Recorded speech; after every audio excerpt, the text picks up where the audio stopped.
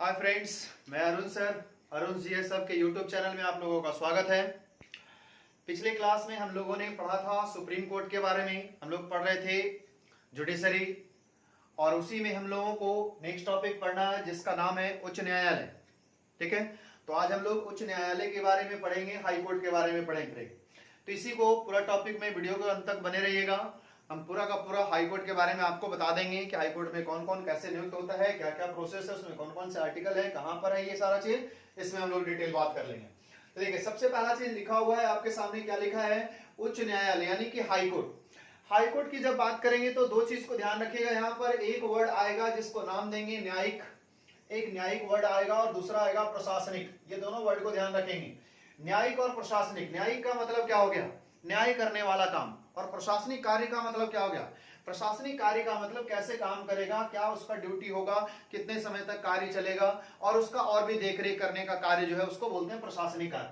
यानी कि ये दो कार्य के लाइन को सबसे पहले समझिए। क्या लिखता है कि हाई कोर्ट न्यायिक दृष्टि से सुप्रीम कोर्ट के नियंत्रण में होता है, परंतु प्रशासनिक दृष्टि से इस पर सुप्रीम कोर्ट का नियंत्रण नहीं होता है। फ्रेंड, मतलब ये हो गया कि जो हमारा हाई कोर्ट है, ये हाई कोर्ट सुप्रीम कोर्ट के अधीन होता जरूर है, लेकिन कौन से मामले पर? तो वो मामला है न्यायिक, यानी कि न्यायिक मामले पर सुप्रीम कोर्ट के अधीन होता है। लेकिन जब प्रशासनिक मामला की बात आती है, यानी कि छुट्टी घोषणा करना हो या ड्यूटी टाइम वगैरह का ऊपर नीचे करना हो, ड्यूटी का टाइमिंग, ये सारी चीजें में ये सब प्रशासनिक कार्य इसके अंडर में नहीं होता है, बल्कि हाईकोर्ट अपना स्वतंत्र निकाय के रूप में काम करता है। किस रूप में? तो प्रशासनिक दृष्टि से। लेकिन न्यायिक दृष्टि से जब बात आती है, न्याय करने का जो प्रक्रिया है वो पूरा का पूरा फॉलो करेगा कौन? सुप्रीम कोर्ट का ही हाईकोर्ट फॉलो करेगा। क्लियर है यहां तक? अब देखते हैं उसके बाद क्या कि ये हाईकोर्ट है क्या। तो लिखता है अगला लाइन में कि हाईकोर्ट यह राज्य का सबसे बड़ा न्यायालय है। मतलब एक स्टेट में इससे बड़ा न्यायालय कोई नहीं दूसरा होता है। इसका मतलब हाईकोर्ट एक राज्य में सबसे बड़ा न्यायालय कहलाता है। तो सबसे बड़ा न्यायालय एक राज्य का कौन हो गया? तो उसको नाम दिया गया सुप्रीम कोर्ट। यानी कि एक राज्य का, ऐसे तो हम बात करते हैं पूरे देश में तो सबसे बड़ा न्यायालय कौन होता है? सुप्रीम कोर्ट होता है। लेकिन हम बात कर रहे हैं किसका? एक राज्य का। तो एक राज्य का सबसे बड़ा न्यायालय कौन कहलाता है? उसको नाम दिया गया हाईकोर्ट। अब देखिए कि संविधान में से कहां दर्जा दिया गया। देखिए संविधान में भाग 6 में, संविधान के भाग 6 में याद कीजिए सुप्रीम कोर्ट भी पढ़ा है आपको हम। इससे पहले वाला टॉपिक में सुप्रीम कोर्ट बताए हुए हैं। सुप्रीम कोर्ट को संविधान के भाग 5 में जिक्र किया गया था और इसका जिक्र किया गया है संविधान के भाग 6 में। तो एकदम बिल्कुल ध्यान देना है। बाकी जो भी चीज पढ़ना हो सुप्रीम कोर्ट के बारे में लास्ट वीडियो में आप देख लीजिएगा।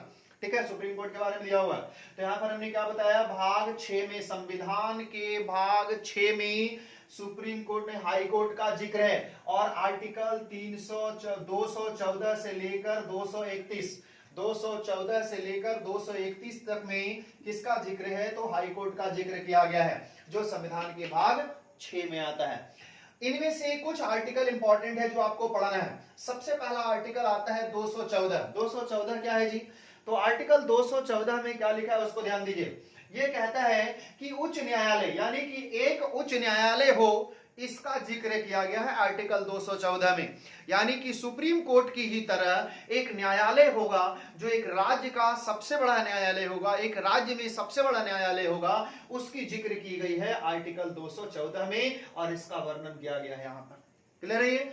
अब देखिए नेक्स्ट है क्या? आर्टिकल 216। 216 बहुत इंपॉर्टेंट आर्टिकल है, ये क्वेश्चन पूछा जाता है, ध्यान रखिएगा। इसको वीवीआई कर लीजिएगा या जेजेआई कर लीजिएगा मेरे अनुसार। जेजेआई का मतलब जरूरत से ज्यादा इंपॉर्टेंट, इसको ध्यान रखिएगा। तो आर्टिकल 216 में क्या है जी? ये लिखता है हाईकोर्ट का गठन, यानी कि हाईकोर्ट का गठन का बात, जब कभी भी हाईकोर्ट के गठन की बात होगी, अर्थात संसद को यह शक्ति है कि हाईकोर्ट का गठन कर सकता है। देखिए शक्ति दिया गया किसके पास? ये पावर हाईकोर्ट को नहीं बल्कि सुप्रीम कोर्ट को भी नहीं, यहां तक कि ये पावर किसके पास है? संसद के पास है। संसद ही हाई कोर्ट का गठन कर सकता है, इसके पास एकदम बिल्कुल पावर दिया गया है। तो ये आर्टिकल 216 में हाई कोर्ट के गठन का करने का जिक्र किया गया। तो ध्यान रखिएगा हाई कोर्ट के गठन का जिक्र कितना में? आर्टिकल 216 में। तो यही ज्यादा पूछा जाता है क्वेश्चन। ये तो सिर्फ हाई कोर्ट का वर्णन है कि हाई कोर्ट क्या चीज है, उसमें कितने न्यायाधीश होंगे वगैरह वगैरह, ये सारी चीजें। ठीक है, तो इस तरह से करके, लेकिन यहां जो है ये 216 ज्यादा इंपॉर्टेंट, इसको ध्यान रखिएगा। तो 216 में क्या हो गया, हाई कोर्ट का गठन का जिक्र किया गया है, जो भारतीय संसद के द्वारा इसे बनाने का प्रावधान किया गया। क्लियर है यहां तक? नेक्स्ट देखिए, एक आर्टिकल है क्या, आर्टिकल 231, इसको भी ध्यान रखना है। आर्टिकल 231 में भारतीय संसद को यह अधिकार दिया गया है, यह शक्ति दी गई है, यह पावर दिया गया है कि उसको लगता है कि 2 राज्य का एक ही हाई कोर्ट हो, या 2 से अधिक राज्यों का एक ही हाई कोर्ट हो, या फिर केंद्र शासित प्रदेश भी उसी हाई कोर्ट में आ जाए। जो हमारा यूनियन टेरिटरीज होता है उसके पास अपना हाई कोर्ट जल्दी देखने को नहीं मिलता है, इसके बावजूद भी अगर उन सब के लिए व्यवस्था करना हो तो क्या कर सकता है, एक ही हाई कोर्ट का व्यवस्था कर सकता है, अर्थात 2 या 2 से अधिक राज्य या यूटी के लिए एक ही हाई कोर्ट हो सकता है। इसकी जिक्र की गई है आर्टिकल 231 में, ध्यान रखिएगा। यानी कि एक ही या 2 या 2 से अधिक राज्यों के लिए, जैसे मान लीजिए हम आपको एग्जांपल देते हैं, आपने सुना होगा गोवा का हाई कोर्ट नहीं है, तो गोवा राज्य का जब हाई कोर्ट नहीं है तो क्या लगता है कि वहां पर कोई मामला लोअर कोर्ट से हाई कोर्ट नहीं जाता होगा? बिल्कुल जाता होगा। तो जब वहां से जाता होगा तो वो मामला आखिर कौन से हाई कोर्ट में जाएगा? तो पता चलेगा वो मामला कौन से हाई कोर्ट में जाएगा, तो वो मुंबई हाई कोर्ट में चला जाता है। तो भाई मुंबई हाई कोर्ट कैसे चला गया, जबकि गोवा तो एक अलग राज्य है? तो इसका मतलब ये हुआ कि पावर जो है वो क्या नाम है, मुंबई हाई कोर्ट को ही सौंप दी गई है। क्यों? क्योंकि ये शक्ति है संसद को ये पावर है कि वो क्या कर सकता है, 2 या 2 से अधिक राज्य या केंद्र शासित प्रदेश का पावर एक ही हाई कोर्ट को दे सकता है कि भैया आप इसका जिम्मेदारी निभाइए, आपका अधिकार क्षेत्र थोड़ा सा हम बढ़ा कर देते हैं। तो इस तरह से करके ये जिक्र किया गया आर्टिकल 231 में। क्लियर है यहां तक? अब आइए नेक्स्ट देखिए क्या बात करते हैं हम लोग। नेक्स्ट कहता है कि भारत में वर्तमान समय में हाईकोर्ट की जो संख्या है वो टोटल कितना है, 25 है। ध्यान रखिएगा, वर्तमान में हाईकोर्ट की संख्या टोटल 25 है भारत में। तेलंगाना के अपने हाईकोर्ट के गठन होने के बाद, तेलंगाना राज्य का अपना हाईकोर्ट के गठन होने के बाद भारत में इसकी संख्या, हाईकोर्ट की संख्या कितनी हो गई है, तो टोटल 25 हो गई है। यानी कि वर्तमान में भारत में हाईकोर्ट की संख्या कितना, तो वो 25 है। ध्यान रखिएगा, बहुत इंपॉर्टेंट है। ठीक है, उसके बाद देखिए इन 2500 हाईकोर्ट में से सबसे बड़ा हाईकोर्ट इलाहाबाद, सबसे बड़ा हाईकोर्ट कहलाता है इलाहाबाद। अब बताइए हाईकोर्ट इलाहाबाद कैसे हो गया बड़ा? इलाहाबाद हाईकोर्ट आखिर हम किस आधार पर इसको बड़ा कह रहे हैं? तो बोला गया, भैया ध्यान रखिए, इसको बोला गया कि ये है क्या, इसमें न्यायाधीशों की संख्या ज्यादा है। तो बोला गया जिस हाईकोर्ट में न्यायाधीशों की संख्या ज्यादा होगा उसको बड़ा, और जिसमें न्यायाधीशों की संख्या कम होगा उसको छोटा। ठीक है, तो इस तरह से क्या बोला गया, इन 2500 हाईकोर्ट में से सबसे ज्यादा न्यायाधीशों की संख्या इलाहाबाद हाईकोर्ट में है, इसलिए कहलाता है इलाहाबाद हाईकोर्ट सबसे बड़ा। और फिर आगे देखिए गुवाहाटी हाईकोर्ट क्या कहलाता है, गुवाहाटी हाईकोर्ट कहलाता है सबसे छोटा हाईकोर्ट। ठीक है, तो सबसे छोटा हाईकोर्ट कौन हो गया, तो उसको नाम दिया गया गुवाहाटी। आप लोग कमेंट करके बताइएगा भारत में सबसे बड़ा अधिकार क्षेत्र वाला हाईकोर्ट कौन है? कमेंट करके आप लोग बताएंगे जल्दी से कि सबसे बड़ा अधिकार क्षेत्र वाला हाईकोर्ट कौन है। ठीक है, तो सबसे बड़ा अधिकार क्षेत्र वाला हाईकोर्ट कौन कहलाता है, उसको ध्यान दीजिए। तो सबसे बड़ा अधिकार क्षेत्र वाला हाईकोर्ट है हमारा गुवाहाटी। ध्यान रखिएगा, असम का, यानी कि असम का जो हाईकोर्ट है वो सबसे बड़ा अधिकार क्षेत्र वाला हाईकोर्ट है। इसके पीछे रीजन क्या है जी, तो इसके पीछे बताया गया कि ये एक राज्य का नहीं बल्कि सबसे ज्यादा राज्यों का जिम्मेदारी निभाता है। ये अरुणाचल प्रदेश का जिम्मेदारी निभाता है, ये असम का तो अपना है ही, ये असम का तो इसके पास है ही। उसके बाद नागालैंड का भी है, नागालैंड का भी है। उसके बाद साथ साथ में मिजोरम का भी है। ठीक है, मिजोरम, यानी कि इन राज्यों में अपना हाईकोर्ट नहीं है। ध्यान रखिएगा, इन राज्यों में अपना हाईकोर्ट नहीं है। अरुणाचल प्रदेश, असम, नागालैंड, मिजोरम, इसमें अपना हाईकोर्ट नहीं है। और इन सब का जिम्मेदारी दे दिया गया है एक ही हाईकोर्ट को, वो है कौन सा, गुवाहाटी। तो ध्यान रखिए ये सबसे छोटा हाईकोर्ट जरूर है, सबसे छोटा हाईकोर्ट जरूर है, लेकिन सबसे बड़ा अधिकार क्षेत्र वाला, ये वर्ड को ध्यान रखेंगे, सबसे बड़ा अधिकार क्षेत्र वाला हाईकोर्ट कौन कहलाएगा, तो उसको नाम देंगे हम लोग असम का गुवाहाटी। यानी कि असम का गुवाहाटी के पास अरुणाचल प्रदेश का भी जिम्मेदारी है, असम का भी जिम्मेदारी है, नागालैंड का भी जिम्मेदारी है, मिजोरम का भी जिम्मेदारी है। ये सारा का जिम्मेदारी उठाता है मात्र एक हाईकोर्ट, जिसका नाम है गुवाहाटी। इसलिए गुवाहाटी क्या कहलाता है? सबसे बड़ा अधिकार क्षेत्र वाला हाईकोर्ट। तो ध्यान रखेंगे, सबसे बड़ा अधिकार क्षेत्र वाला हाईकोर्ट कौन कहलाता है? गुवाहाटी। और सबसे बड़ा बोलेंगे तो इलाहाबाद, क्योंकि इसमें न्यायाधीशों की संख्या सबसे ज्यादा है और गुवाहाटी में न्यायाधीशों की संख्या बाकी न्यायाधीशों से सबसे कम है, इसलिए वो कहलाता है सबसे छोटा। तो ध्यान रखिएगा, सबसे छोटा हाईकोर्ट कौन हो गया? गुवाहाटी। और सबसे बड़ा कहलाया इलाहाबाद, लेकिन अधिकार क्षेत्र वाला कहलाया गुवाहाटी। क्लियर है यहां तक? नेक्स्ट आइए, नेक्स्ट हम बात करेंगे किसका? अब हम जितने भी हाईकोर्ट हम पढ़ रहे हैं, इन सभी हाईकोर्ट में जितने भी न्यायाधीश हैं, उन सभी न्यायाधीशों की आखिर योग्यता क्या है? कौन बनेगा सुप्रीम कोर्ट हाईकोर्ट का न्यायाधीश? हाईकोर्ट का न्यायाधीश कौन बनेगा? तो देखिए कौन बनेगा हाईकोर्ट का न्यायाधीश। हाईकोर्ट के न्यायाधीश बनने की योग्यता हम लोग यहाँ पर पढ़ने जा रहे हैं। तो योग्यता में नॉर्मल योग्यता है, जिसका नाम क्या बोला गया? भारत का नागरिक हो। ये नॉर्मल योग्यता है, ये सब एग्जाम में नहीं आता है। भारत का नागरिक हो, पागल ना हुआ हो, दिवालिया कभी नहीं हुआ हो, ये सब नॉर्मल योग्यता है, ये सब एग्जाम में नहीं आता है, इसलिए उसको एकदम फोकस नहीं करना है। तो हम क्या बात कर रहे हैं? नेक्स्ट योग्यता को देखिए क्या लिखा है, योग्यता और ये वाला योग्यता, ये दो योग्यता को एकदम याद रखना है, यही एलिजिबिलिटी आपको इंपॉर्टेंट है। और क्या एलिजिबिलिटी है इसको देखिए, लिखता है किसी भी न्यायालय में लगातार कम से कम 10 वर्षों तक न्यायिक पद धारण कर चुका हो। यानी कि किसी भी न्यायालय में, जब आप हाईकोर्ट जाने की बात ही कर रहे हैं, तो इसका मतलब उसके नीचे जो भी न्यायालय होगा, उन किसी भी न्यायालय में आप न्यायिक पद पर लगातार 10 वर्षों तक अगर रह चुके हैं, यानी कि जज के पद पर आप 10 वर्षों तक लगातार काम कर चुके हैं, तो वैसे स्थिति में आप हाईकोर्ट का जज बन सकते हैं। हाईकोर्ट का जज आपको बनाया जा सकता है। समझ में आई बात यहां तक? नेक्स्ट देखिए क्या लिखता है, हाईकोर्ट में लगातार 10 वर्षों तक क्या हो? अधिवक्ता के पद पर रह चुका हो। अधिवक्ता का मतलब क्या हो गया जी? अधिवक्ता का मतलब वकील, यानी कि सरकारी वकील के पद पर आप लगातार 10 वर्षों तक रह चुके हो, तो भी आपको हाईकोर्ट का जज बनने का योग्यता आप पूरा करते हैं और आप भी हाईकोर्ट का जज बन सकते हैं फ्रेंड। तो ये कहलाया क्या? हाईकोर्ट का जज बनने की योग्यता। ठीक है, उसके बाद देखिए नेक्स्ट हम बात कर रहे हैं किसका? अब आइए इसमें नियुक्ति। देखिए यहां से बहुत इंपॉर्टेंट क्वेश्चन होता है, ये सब रेलवे एसएससी के लिए बहुत इंपॉर्टेंट क्वेश्चन है। हालांकि पीसीएस वगैरह में इतना नॉर्मल क्वेश्चन नहीं पूछता है, पीसीएस वगैरह में बहुत एक दो आर्टिकल यहां से इंपॉर्टेंट है। ये आर्टिकल इंपॉर्टेंट, इसको ध्यान रखिएगा, ये आर्टिकल भी इंपॉर्टेंट है, इससे थोड़ा सा क्वेश्चन पूछता है। ठीक है, ये भी क्वेश्चन पूछा गया है कई बार, ये वाला पीसीएस वगैरह में, लेकिन ज्यादातर रेलवे एसएससी वगैरह में ये सब क्वेश्चन आपको बहुत इंपॉर्टेंट है, एकदम ध्यान रखिएगा इन सब पे। चलिए नेक्स्ट देखते हैं हम लोग। ठीक है, तो नेक्स्ट क्या है? नियुक्ति। अब जानिए कि जो हाईकोर्ट के जजेज होते हैं उनकी नियुक्ति कैसे होती है। तो प्रोसेस एकदम सेम है भाई, प्रोसेस एकदम सेम है जैसे सुप्रीम कोर्ट में कोलेजियम होता है, यहां पर भी कोलेजियम होता है। सुप्रीम कोर्ट में न्यायाधीशों की नियुक्ति के लिए टोटल कोलेजियम में 5 मेंबर होते हैं, लेकिन आपको बता दें फ्रेंड, हाई कोर्ट में न्यायाधीशों की नियुक्ति के लिए टोटल 3 मेंबर होते हैं कोलेजियम में, और उन्हीं लोगों के द्वारा चुनकर यह प्रस्ताव राष्ट्रपति को भेज दी जाती है और राष्ट्रपति उनका नियुक्ति करता है। ध्यान रखिएगा, इस नियुक्ति का काम राष्ट्रपति को ही है, लेकिन अगर प्रक्रिया पूछ दे कौन करता है, कौन सी प्रक्रिया से होती है न्यायाधीशों की नियुक्ति, सुप्रीम कोर्ट और हाई कोर्ट, तो दोनों की नियुक्ति ध्यान रखिएगा कोलेजियम प्रणाली, ये नाम है कोलेजियम प्रणाली।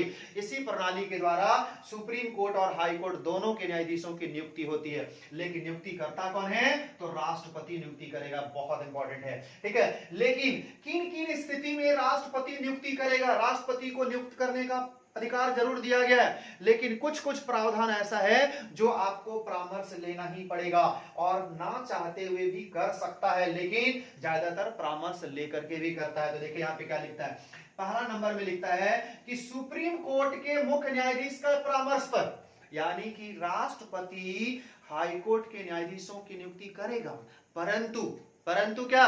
परंतु परामर्श लेगा किसका? तो सीजेआई से, यानी कि चीफ जस्टिस ऑफ इंडिया से, मुख्य न्यायाधीश के, भारत के मुख्य न्यायाधीश से क्या लेगा? परामर्श लेगा, और उसके बाद राष्ट्रपति की नियुक्ति कर देगा। उसके बाद फिर देखिए क्या लिखा, संबंधित राज्य के राज्यपाल से भी परामर्श लेगा। मान लीजिए कि पटना हाईकोर्ट की जजेस की नियुक्ति हो रही है या रांची हाईकोर्ट के जजेस की नियुक्ति हो रही है, तो जब रांची हाईकोर्ट की नियुक्ति होगी तो झारखंड के राज्यपाल से परामर्श लिया जाएगा, और पटना हाईकोर्ट के जजेस की जब नियुक्ति होगी तो बिहार के राज्यपाल से परामर्श लिया जाएगा और राष्ट्रपति परामर्श लेके उसकी नियुक्ति कर देगा। इसलिए लिखा गया संबंधित राज्य के राज्यपाल के परामर्श पर हाई कोर्ट के जजेस की नियुक्ति करता है कौन? तो राष्ट्रपति। ध्यान रखिएगा, नियुक्ति कौन करेगा? राष्ट्रपति करेगा। ठीक है, अगर फैक्चुअल क्वेश्चन आया फैक्ट के रूप में तो एकदम यहां ध्यान रखिएगा राष्ट्रपति ही क्वेश्चन पूछेगा। लेकिन अगर कॉन्सेप्ट बेस्ड क्वेश्चन आया, कॉन्सेप्चुअल क्वेश्चन अगर आया तो कॉन्सेप्ट आपको पूरा समझ में आना चाहिए कि क्या प्रक्रिया है और किस किस के परामर्श पर कर सकता है। जैसे मान लीजिए आपको एग्जाम में क्वेश्चन पूछ दिया, इनमें से कौन राष्ट्रपति की सुप्रीम कोर्ट के सुप्रीम कोर्ट या हाई कोर्ट के न्यायाधीशों की नियुक्ति के लिए प्रावधान सही है या गलत है, तो उसमें से यहां पर लिखेगा राष्ट्रपति नियुक्ति करता है सुप्रीम कोर्ट के मुख्य न्यायाधीश के परामर्श पर, फिर संबंधित राज्य के राज्यपाल के परामर्श पर, फिर लिख देगा फिर भारत में प्रधानमंत्री के परामर्श पर, फिर लिख देगा कि ये दोनों के परामर्श पर। अब आपको बताना है कौन सा गलत है, तो बताना है कौन सा। तो इसका मतलब क्या हो गया, जो प्रधानमंत्री के परामर्श पर बात की वो गलत हो गया आंसर। तो आपको कॉन्सेप्ट भी पता होना चाहिए, तब आप कॉन्सेप्ट बेस्ड क्वेश्चन का आप सॉल्यूशन दे सकते हैं। और नहीं तो फिर फैक्ट पे आप चले जाइएगा तो राष्ट्रपति नियुक्ति एकदम पूरा का पूरा फैक्ट। यही हमेशा क्वेश्चन देखने को मिलता है रेलवे एसएससी में। ठीक है, नियुक्ति कौन करता है? तो भाईजान एकदम डायरेक्ट बोल देते हैं हम लोग, राष्ट्रपति। कौन करता है? राष्ट्रपति। ठीक है, तो ध्यान रखेंगे। नेक्स्ट देखिए क्या है, अब नियुक्ति तो हो गई भैया, अब इसका शपथ कौन दिलाएगा? ध्यान रखिएगा, हमने बताया है सुप्रीम कोर्ट के बारे में। सुप्रीम कोर्ट में जो जैसे नियुक्त होते हैं उसकी दो प्रक्रिया बता चुके हैं आपको नेक्स्ट वीडियो में, लास्ट वीडियो में हम बता चुके हैं सुप्रीम कोर्ट के बारे में। उसको पूरा अध्ययन कर लीजिएगा, फिर समझ में आ जाएगा आपको पूरा तरह से। ठीक है, आप इसमें नए हैं तो आप एकदम बिल्कुल सब्सक्राइब कर लीजिएगा चैनल को। आपको और भी बहुत सारा वीडियो अपलोड करते रहेंगे ऐसे ही हम, और फिर आपको बताते रहेंगे। इवन अब करंट अफेयर्स भी हम इंक्लूड करेंगे इसमें, और करंट अफेयर्स का भी नॉलेज आपको देते जाएंगे। ठीक है, तो इसको बहुत ही आराम से आपको सब्सक्राइब कर लेना है। वीडियो अगर अच्छा लगे तो लाइक कर देना है, कमेंट करना है, ताकि आपको आपके अनुसार और भी हम ऐसी वीडियो बनाते रहें, हमको मोटिवेट करते रहिए आप। ठीक है, चलिए तो नेक्स्ट देखते हैं क्या, संबंधित राज्य के राज्यपाल के द्वारा यानी कि शपथ कौन दिलाएगा? तो शपथ दिलाने के लिए यहां पर राष्ट्रपति महोदय नहीं आएंगे। मतलब कौन करेंगे? तो जिस राज्य में आप हाई कोर्ट बनकर, हाई कोर्ट के जज बनकर जाएंगे, उसी राज्य का जो राज्यपाल होगा वो राज्यपाल आपको क्या कर देगा? शपथ दिला देगा। यानी कि राज्यपाल के ही सामने शपथ दिलाया जाता है। तो ध्यान रखेंगे, शपथ कौन दिलाएगा? तो राज्यपाल शपथ दिलाएगा। किसको? तो हाई कोर्ट के न्यायाधीशों को। क्लियर है? यहां तक आते हैं। अब आइए कार्यकाल। कार्यकाल क्या बात करता है? तो कार्यकाल बोलता है 60 वर्ष यानी कि 62 वर्ष। सुप्रीम कोर्ट में हम बता चुके हैं 65 वर्ष। यहां पर ध्यान रखिएगा, हाई कोर्ट के न्यायाधीशों का कार्यकाल 62 वर्ष की उम्र तक है। देखिए, इसका कोई कार्यकाल, जैसे हम लोग नौकरी वगैरह करते हैं ना, तो नौकरी वगैरह करिएगा तो क्या मिलेगा आपको कि भाई 60 साल की उम्र में आपका रिटायरमेंट हो जाएगा। एकदम ठीक उसी प्रकार से लोग का होता है। ऐसा नहीं है, प्रधानमंत्री जैसा नहीं कि 5 साल कार्यकाल किए, 5 साल के बाद फिर आपको चुना जाएगा या फिर से आपका री-इलेक्शन होगा। वैसा कुछ नहीं होता इनके लिए एक बार नियुक्ति हो गई तो ये व्यक्ति 62 वर्ष की उम्र तक कार्य करेंगे। जैसे मान लीजिए टीचर कोई बन गया, तो सरकारी टीचर बनने के बाद उसका क्या है, 60 वर्ष जब तक नहीं होता है, रेलवे में जॉब कर रहा हूं तो 60 वर्ष जब तक नहीं होता है तब तक आपको जॉब बना हुआ रहता है। तो ठीक उसी प्रकार से यहाँ पर क्या बोला गया, अगर हाई कोर्ट के आप जज बनते हैं तो वहां पर 60 वर्ष की उम्र तक, 62 वर्ष की उम्र तक आपको कोई नहीं हटा सकता। ये अलग मत है कि हम अपनी मर्जी से छोड़ दिए या फिर आपातकालीन किसी की मृत्यु हो गई, वो अलग मैटर है, लेकिन आपका कार्यकाल 62 वर्ष के उम्र तक रहेगा। क्लियर है? अब आइए नेक्स्ट क्या कहता है, त्याग पत्र। त्याग पत्र, अगर मान लीजिए खुद से आप छोड़ना चाहते हैं, तो खुद से छोड़ना चाहते हैं तो त्याग पत्र देने का प्रावधान है। तो त्याग पत्र जब आप देंगे तो किसको देंगे, तो त्याग पत्र आप देंगे राष्ट्रपति महोदय को, क्योंकि नियुक्ति आपको उन्हीं के द्वारा किया गया है। तो नियुक्ति आपकी उन्हीं के द्वारा किया गया, इसलिए आप त्याग पत्र भी उन्हीं को देंगे। सिर्फ ध्यान रखना है शपथ वाला में, शपथ कौन कराएगा, तो संबंधित राज्य का राज्यपाल शपथ कराता है। क्लियर है यहां तक? अब आइए नेक्स्ट देखिए क्या लिखा है, संसद के दोनों सदनों द्वारा, संसद के दोनों सदनों द्वारा, ध्यान रखिएगा, यही वो काम हो गया जिसमें हाई कोर्ट के न्यायाधीश को हटाने की बात कर रहे हैं हम लोग। आप लोग सुप्रीम कोर्ट में पढ़े होंगे या फिर हम राष्ट्रपति के बारे में भी बताए हुए हैं, उसमें भी देख लीजिएगा। यानी कि राष्ट्रपति को ऊपर महाभियोग लगाकर हटाया जाता है। महाभियोग की प्रक्रिया क्या है वो भी हम बताए हुए हैं वीडियो में, पीछे का वीडियो को आप देख लीजिएगा इस वीडियो के बाद। ठीक है, तो क्या बोला गया, ये जो आपको बता रहे हैं क्या, संसद के दोनों सदनों द्वारा बहुमत से प्रस्ताव पारित कर हटाया जा सकता है। यानी कि अगर आप कदाचार की स्थिति में पाए जाते हैं, अयोग्यता की स्थिति में पाए जाते हैं, दुर्व्यवहार की स्थिति में पाए जाते हैं, तो उस स्थिति में क्या होगा, आपको संसद के दोनों सदनों में प्रस्ताव पारित कराया जाएगा और 2/3 बहुमत से, एकदम वही है, विशेष बहुमत से, ध्यान रखिएगा, दोनों सदनों द्वारा विशेष बहुमत से, विशेष बहुमत से प्रस्ताव को पारित कर हटाया जा सकता है। विशेष बहुमत का मतलब हो गया 2/3 बहुमत, ध्यान रखिएगा, 2/3 बहुमत से पारित करने को बोलते हैं विशेष बहुमत, और तब जाकर के उसको पद से हटाया जा सकता है फ्रेंड। ठीक है, तो इस प्रकार से ये बताया गया किसके बारे में, हाई कोर्ट के बारे में। अब देखिए इन हाई कोर्ट में जो पेमेंट का प्रावधान है, पेमेंट बोला गया, जो हाई कोर्ट के मुख्य न्यायाधीश होंगे उनका पेमेंट 2.5 लाख पर मंथ हो गया पेमेंट। ठीक है, और जो अन्य न्यायाधीश होंगे उनको कितना बोला गया, 2.5 लाख, ध्यान रखिएगा, 2.25 लाख हो गया किसका, अन्य न्यायाधीश का, और 2.5 लाख हो गया किसका, तो उसको नाम दिया गया मुख्य न्यायाधीश का। यानी कि मुख्य न्यायाधीश को पेमेंट दिया जाता है 2.5 लाख और 2.25 लाख पेमेंट होता है पर मंथ अन्य न्यायाधीश का, हाई कोर्ट का। क्लियर, तो ये कहलाया हमारा फ्रेंड हाई कोर्ट के बारे में। अगर आपको वीडियो अच्छा लगा हो तो आप जरूर शेयर करिएगा, कमेंट करिएगा, लाइक कर दीजिएगा, चैनल को सब्सक्राइब कर लीजिएगा, ताकि और भी आपको ऐसे ही वीडियो आते रहे। हम और भी वीडियो आपको अपलोड करते जाएंगे और इससे क्या होगा, आपकी छोटी मोटी जो टॉपिक्स हैं वो आपका क्लियर होते जाएगा, और करंट अफेयर्स को भी हम लाने जा रहे हैं, तो करंट अफेयर भी आपको हम यहाँ पे बताएंगे। ठीक है, चलिए आज के लिए थैंक यू।